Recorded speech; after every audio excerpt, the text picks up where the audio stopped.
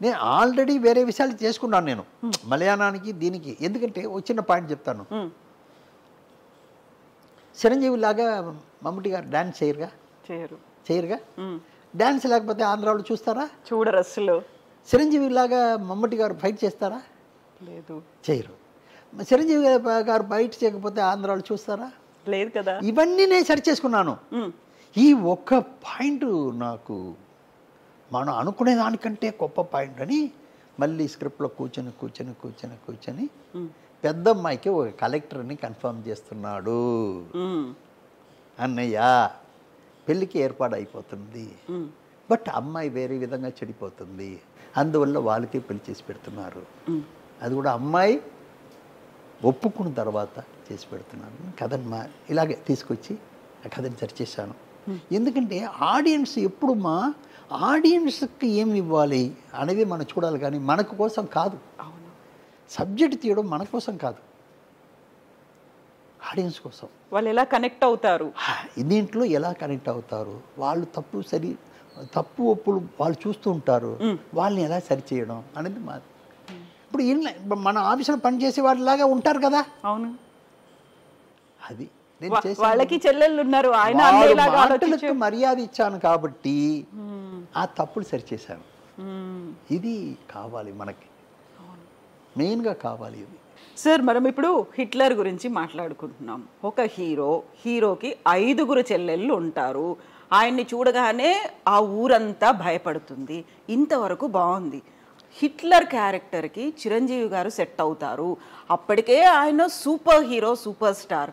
ఆయనకి 5 చెల్లెల్ని పెట్టడం ఏంటి, ఆయన చూడగానే జనాలంతా భయపడడం ఏంటి, అసలు హీరోయిక్ ఇమేజ్ అనగానే మనకు ఒక డ్యూయెట్లు ఉంటాయి, హీరోయిన్ ఉంటుంది, ఇవన్నీ కదా. చిరంజీవి గారిని ఎలా ఒప్పించారు అసలు ఆ టైంలో? ఇప్పుడు ఈ బరువుని మోసే క్యారెక్టర్ కావాలి, మనిషి కావాలి కదా. ఈ బరువుని ఎవరు మోస్తారు? మనం ఎవరికో ఇచ్చేసి ఇది కరెక్ట్గా ఉండదని మనం అనుకుంటే ఎలాగా? ఆడియన్స్ ఒప్పుకోవాలి కదా. ఆయన చూస్తేనే ఊరు భయపడుతుందంటే ఆ బవర్ కావాలి కదా ఆ క్యారెక్టర్ ఆర్టిస్ట్ దగ్గర. అది నాకు ఆయనే కరెక్ట్ అనిపించింది. ఇలాగ మామగారులో రొటీన్గా చేసే మామగారు, అన్నయ్య గారు, తాతగారు ఇలా చేసే వాళ్ళు చెయ్యకూడదు. ఆయన దాసరి గారు చేస్తే చాలా బాగుంటుంది నేను అనుకున్నాను. అలాగే హిట్లర్లో చిరంజీవి గారు చేస్తే చాలా బాగుంటుంది. చిరంజీవి గారిని నేను ఆల్రెడీ 93 నేను డబ్ చేశాను. తమిళ్లో ఆరణి మంటలను ఒక పిక్చర్ డబ్ చేశాను. ఎందుకంటే తెలుసు ఆయన గురించి నాకు. మళ్ళీ ఆయన గురించి తెలిసి ఉంటుంది కదా. నేను ఎక్కువ చేసింది తెలుగు పిక్చరే ఎడిటింగ్ ఎక్కువ చేశాను. తెలుగు వాళ్ళతో నాకు పరిచయం 1960 నుంచి ఇప్పుడు దాకా తెలుగు వాళ్ళతోనే నాకు. అక్కడ ఉన్న వాళ్ళంతా నన్ను అరవవారు అనుకుంటున్నారు, ఇక్కడ ఉన్న వాళ్ళంతా తెలుగు వాళ్ళు అనుకుంటున్నారు. అలాగే నా లైఫ్ చెప్తున్నాను. అందువల్ల ఆయన క్యారెక్టర్ మోసేదానికి ఆయనే కరెక్ట్ అనుకున్నాను.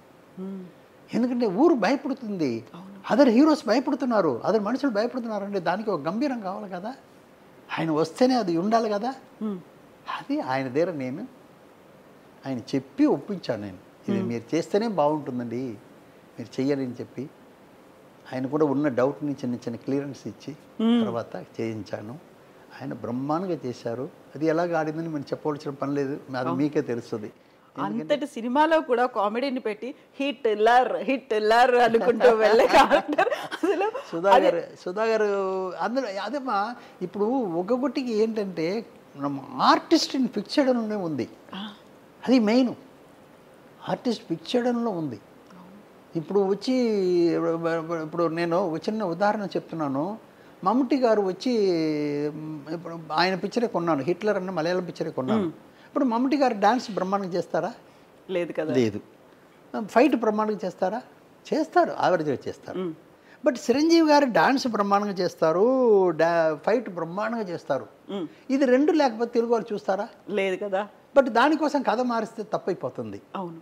దానికోసం వేరే రంబాన్ క్యారెక్టర్ని పెట్టి ఆవిడ ఇమాజినేషన్లో తీసుకెళ్ళాను, కానీ కథని మార్చాల. క్యారెక్టర్ని నేను చెడపల, క్యారెక్టర్ చెడపకుండానే బట్ ఆడియన్స్కి ఇవ్వాల్సింది ఇచ్చాను, క్యారెక్టర్ చెడపకుండా చేశాను. ఇది స్క్రిప్ట్లో కూర్చొని చేసిన పని. అది నా అనుకున్నాను, అది పర్ఫెక్ట్గా వచ్చింది. ఆయన బాగా హెల్ప్ చేశారు నాకు. హబీబీ సాంగ్ ఇప్పుడు దాకా ఎవరు మరవలేరు కదా. అవును కదా. అందువల్ల అవన్నీ మన చెప్పే విధానం ఉంది. మీరు ఒకటే ఆడియన్స్కి మర్యాద ఇవ్వాలి. వేరే ఎవరికి ఇస్తున్నారో లేదన్నది పక్కన పెడదాం. మనం ఎవరి కోసం పిక్చర్ తీస్తున్నాం? ఆడియన్స్ కోసం. వాళ్ళకి మర్యాద ఇస్తే డెఫినెట్గా మనకు వాళ్ళు మర్యాద మీన్స్ డబ్బు రూపంలో ఇస్తారు. అలా హిట్లు అవుతాయి, కలెక్షన్స్ వస్తాయి, అది రికార్డులు వస్తూ ఉంటాయి. అవునమ్మా, అది వేరే లేదు. వంట చేసే వాళ్ళు తినేదానికోసం వంట చేయట్లేదు, అందరూ తినేదానికోసం. వంట చేసే వాళ్ళు తినేదానికి వంట చేస్తున్నది లేదు కదా. అది మీద వాళ్ళంతా బాగా తినాలని చెప్పి చేస్తున్నది. అలాగే మనం ఆడియన్స్ మర్యాద ఇవ్వాలి. మనం వాళ్ళ కోసం చేస్తున్నాం. ఇప్పుడు ఒక చిన్న పాయింట్ చెప్తున్నాను, మంచి పాయింట్ అడిగారు కాబట్టి చెప్తున్నాను, ఇవన్నీ తెలుసుకోవాలని చెప్తున్నాను. నాకు సత్యజిత్ చిత్రాయ్ గారు పిక్చర్ బ్రహ్మాండంగా నచ్చుతుంది.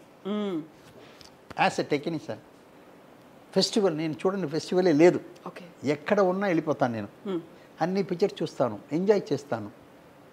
బట్ చూసి నేను ఎంజాయ్ చేసేది వేరు, నేను ఆడియన్స్ కూడా ఇచ్చేది నాకు నచ్చిందని నీకు ఇస్తే నచ్చదు, అది వేరే. మనం పర్సనల్ ఇంట్రెస్ట్ అన్నది వేరు, ఆడియన్స్కి ఇవ్వాల్సింది వేరు. రెండుకి చాలా డిఫరెన్స్ ఉన్నాయి. ఇది మనం తెలుసుకుని చెయ్యాలి. అది మెయిన్. నాకు బాగా అన్ని లాంగ్వేజ్ చూస్తాను నేను, అన్ని లాంగ్వేజ్ చూస్తాను, నేను ఎంజాయ్ చేస్తాను, అది వేరే విషయం.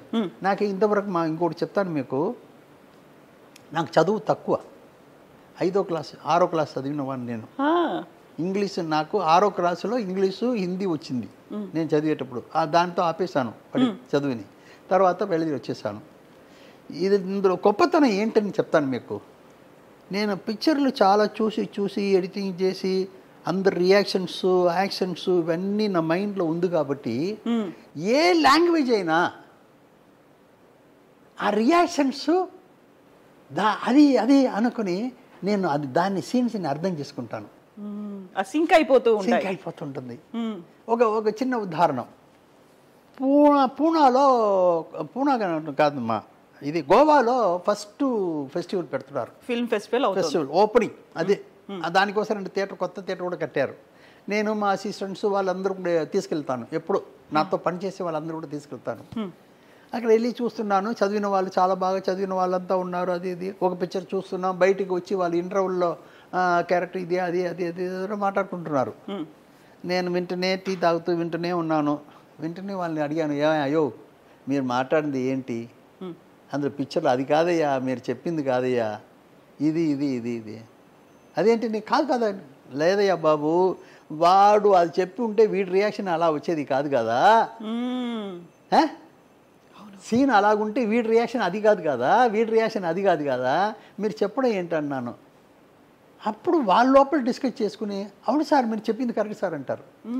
అవును, అంతే కదా. ఎమోషన్స్ని అర్థం చేసుకోవాలి మనం, లాంగ్వేజ్ తెలియకపోయినప్పటికీ కూడా. మీరు ఏ లాంగ్వేజ్ని ఎంజాయ్ చేయొచ్చు. అవును, ఇది ఏంటి మ్యాటరు, ఇది కథ, ఇది దీంట్లో సీన్స్ ఇలా జరుగుతుంది అని మనం ఎంజాయ్ చేసుకుంటే ఏ లాంగ్వేజ్ అయినా ఎంజాయ్ చేయొచ్చు. నిజమే. నిజం.